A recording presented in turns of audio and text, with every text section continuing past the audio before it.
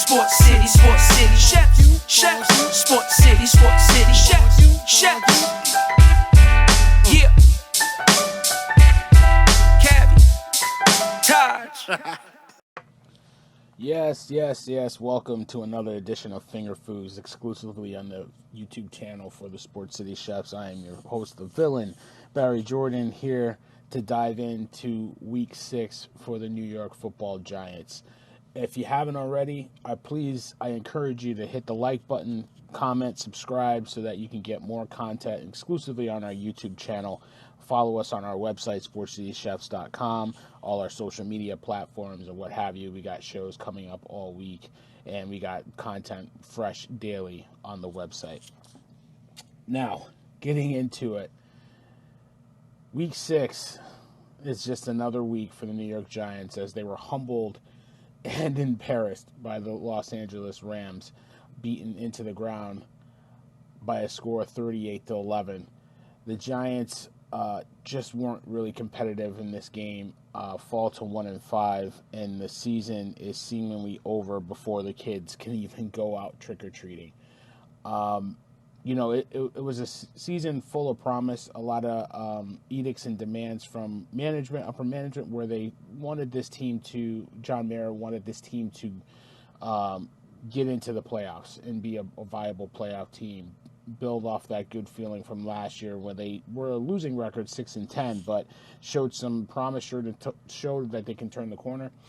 And this season has unraveled and been an unmitigated disaster. I pulled a lot of interesting stats so far, not only from the game, but from just overall. I mean, the Giants' combined record is 19-51 since 2017. We're talking about losing on a level that most Giant fans my age or younger have never seen. You have to go back to the 1970s when the Giants were lean for quite a period of time. The Giants celebrated their Super Bowl victory in 2011 during halftime of the game Sunday against the Los Angeles Rams. And since that Super Bowl win, the Giants have made the playoffs once. And I don't even think it only had a winning record once in that span. It's been some futility, to say the least. John Mara hears the boos. He was hurt, frustrated by it, but he's also frustrated what's going on in this team. A lot of changes have to come, and are coming pretty soon. Interesting stats that I saw. This was the first, according to Elias Sports Bureau, the first 13-11 final score in NFL history. So at least the Giants got that going for them. The 4 turnovers were the most in the game since October 10th, 2019. Giants trailed 38-3 in the fourth quarter, their largest deficit since 2017. And that was also against the Rams when they were 48-10, down 48-10. Crazy. The Rams, 28-point second quarter was the most by a Giants opponent since December 19, 2010. That happened to be against the Philadelphia Eagles. The Giants had lost their first 3 home games for the first time since 2017. I mean, the list goes on and on. The Giants are just in a rut right now. As we look at the game, Daniel Jones started to fall back into some old habits, some troubling habits. I mean, listen, we didn't think that Daniel Jones would be able to start after that nasty hit he took against the Cowboys last week, near the goal line. But he was on track to play. He went through the protocol, and was a participant in some light workouts on Friday and was deemed fit to play. Give him credit for that. But it just went it went south pretty quickly. I think he's had his worst game. He had his worst passer rating, the second worst, I apologize, in his career, a 44.7 passer rating, as he was 29 of 51, both career highs for him, for 240 yards, 42 yards, 3 interceptions, and 2 fumbles. One fumble was actually lost. Listen, he didn't get much help. Even Sterling Shepard lamented after the game that the surrounding cast around Daniel Jones let him down, and a lot of Giants fans are quick to blame him and are basically saying that the Daniel Jones era is over. They're tired of the Daniel Jones experiment. I don't think that's fair. It's hard to defend him because you've seen more bad than good lately. But the offensive line struggled mightily in this game. And listen, the Rams have a superior defensive line led by Aaron Donald, but it was just a struggle. We'll get to that later. But receivers were dropping some passes, but then Daniel Jones got into, like I said, into his old habits. Didn't take care of the football, 2 fumbles, staring down receivers, leading to easy interceptions, being telegraphed, not looking off coverage. I mean, things that in your third year you should be ready to move past that and get better. I mean, I'm seeing second year quarterbacks play much better than what Daniel Jones has in his third year. So we got a long way to go with Daniel Jones. I don't know how much rope he's going to have, but hopefully this is a game you watch the film, burn it, and then you move on to the next week. Like I said, turnovers were a backbreaker for this team. 3 interceptions and a lost fumble. You just can't overcome that. You know what I mean? Especially when you're dealing with so many injuries on both sides of the ball. Mistakes, you just can't have it. And it's tough to overcome that, especially against a good team like the Rams. Listen, the Giants had a great opening drive after, the first play where he almost lost the fumble. But at the end of the day, they moved the ball meticulously down the field. Kadarius Toney had 3 catches on that drive, then got hurt and didn't return to the game. But inside the red zone again, can't cash in. The defense stiffened for the Rams, and they had to settle for a 27-yard field goal for Graham Gano. Just more of the same that we've seen all year. Their inefficiency, their inability to score in the red zone. I don't think Daniel Jones has a red zone touchdown this year. The second quarter, like I lamented earlier, was their worst quarter in over 4 years. They basically gave up 28 points.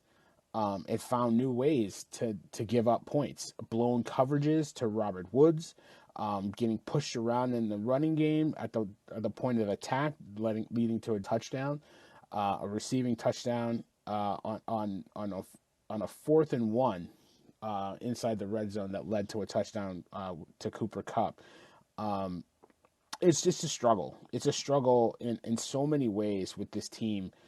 They can't overcome mistakes. They're not good enough because of the talent that is left on the field because of injuries. Like I said, burn the tape, clean it up. But, running out of time, the Dallas Cowboys are starting to run away with this division. It doesn't look like we're going to be able to catch them anytime soon because it doesn't get any easier. The defense just did not have a good game. Like I said, gave up 27 points in the second quarter. They were pushed around by the Rams offense. The Rams offensive line early struggled in the first quarter, but once they settled in, they started to move the ball in any way they wanted to. Darrell, he had 131 yards rushing with under 2 minutes left in the first half. The Giants let up another touchdown. And, this is the 6th game of the season. All 6 games they've let up a touchdown in under 2 minutes to go in the half. And they would have let up a second one if the defense didn't step up to get an interception. Xavier McKinney, actually one of the guys that had a really good game, along with Leonard Williams. McKinney had 2 interceptions. Leonard Williams has been hearing the criticism all week all year for his lack of production after signing a big contract in the off season. Clearly had his best game: 7 tackles, 2 solo tackles, 1 for a loss, 2 quarterback hits, and 1.5 sacks. So you'd like to see that production more from him because he is capable. The big cat, as they like to nickname him. So hopefully more to come from him. But the Giants let up over 400 yards of offense, and they're allowing over 400 yards of total offense per game and almost 30 points a game. They can't win like that. The defense was top 10 last year. This defense is far from top 10. Listen, losing Martinez is a big loss for the Giants, and he's their leading tackler, he's their signal caller, he's their leader on defense. But you gotta, it's next guy up, and they haven't been able to fill his shoes. I mean, they can't get a pass rush consistently. Um, you know, after three really good games by the rookie, Aziz Ajari, no show lately. Can't get any pressure. Can't get any pressures off the edges. They can't cover downfield for more than 5 seconds. I don't know who can. If you're not getting consistent pressure, if you have to bring guys blitzes to get pressure, and then they're still not getting there, you're leaving your secondary exposed, and that's what's happening. Bradbury actually had a solid game. McKinney had a solid game, but, for the most part, it was just a struggle. It was just a struggle. Leonard Williams said he was disappointed in the fans booing. Doesn't like the boos, that he likened it to people coming to your job and booing you for your performance. But that's what we pay the tickets for, and you don't want to get cheered when you're getting pushed around. I don't understand the logic in that. It's just that hypersensitive athlete that we are accustomed to these days. But listen, it was a struggle all game, and the defense has to get better. It just has to.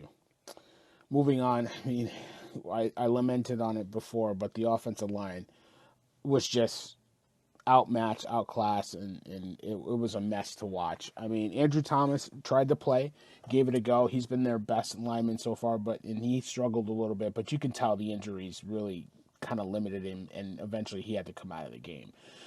Nate Soldier, it feels like I'm picking on him. I'm not picking on him. I see what I see, and the first play of the game almost led up a strip sack, and then was promptly taken out of the game, and then the Giants marched right down the field as Matt Pert played right tackle. But then once Thomas went down with the injury, Pert had to move to left tackle, and he was clearly outmatched at right tackle. Just not, I think he's a right tackle by trade, and he was just getting beat off the edge by those speed rushers. And he couldn't adjust.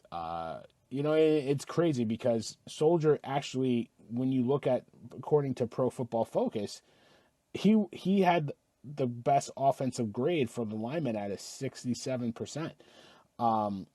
The lowest grade was Wes Martin, had a 23.5. I think right behind Soldier was Will Hernandez, who quietly is having a solid year moving from left guard to right guard.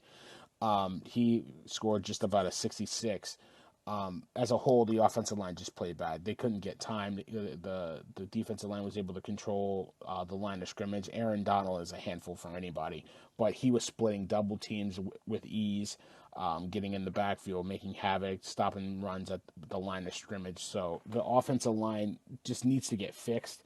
They need to draft linemen in this draft. They got 2 first-round picks. It's off to starting to go West Coast and start tracking the defensive end Thibodeau from Oregon, because that's one guy that they need, and any offensive lineman that they can snag in the first round. But my feelings. Dave Gettleman should not be making those picks. John Mara does not like to make changes mid-season. He did it once when Eli Manning was benched, and then the boos came raining down, and he felt the pressure to get rid of anybody and everybody that he could, starting with the head coach. That was the only time that I can remember a change was made mid-season. I don't think Joe Judge, who is 7-15, is a candidate to get removed, but because I think he is a solid coach, I think it's tough because you're going to have to get rid of Gettleman, but then if a GM comes in, they're going to want their guy. So do you keep Joe Judge? Or does he say it's going to be a weird situation? We saw it in basketball with the Knicks when Phil Jackson came in. He didn't stay with his guy. He should have, He should have kept the coach installed, but he came with his guy, and we saw how that went. So we'll see what happens. But on to week 7 for the New York Football Giants as they play the Carolina Panthers on Sunday at 1 o'clock. The Panthers coming off some brutal losses lately. They're going to be looking to get back in the win column. Again, before this was a game that possibly they couldn't win, but now they've lost 3 straight to the Cowboys, the Eagles, and the Vikings. The defense is a little banged up. They might not have Christian McCaffrey. We'll see how he's doing. He's on IR now, so I doubt he'll be available for this game. Listen, they showed some fight against the Vikings, but they're a long way from that team that was 3-0, and that might have been smoke and mirrors at the end of the day, but we'll see. The Giants, if they're ever going to get into the win column, this is a game that they need to take. So, Sam Darnold coming back to the scene of the crime, MetLife, albeit in blue, not in green, but that's what awaits the New York Giants. So. Thank you for listening. Again, like I said, please hit that like button, hit that comment, subscribe, get more content from the chefs. We have so many shows going on. We got the NFL free-for-all will most likely be on hiatus because of the start of the NBA season. The Crossover Cafe is back. The baseball buffet should be wrapping up soon as the MLB playoffs are ongoing. And then we always have the cookout and the brunch. So listen, tell a friend to tell a friend. There's the chefs again. And if you don't know, now you know. Sports City, chefs, Sports City, chefs, yeah. Cabby, Taj.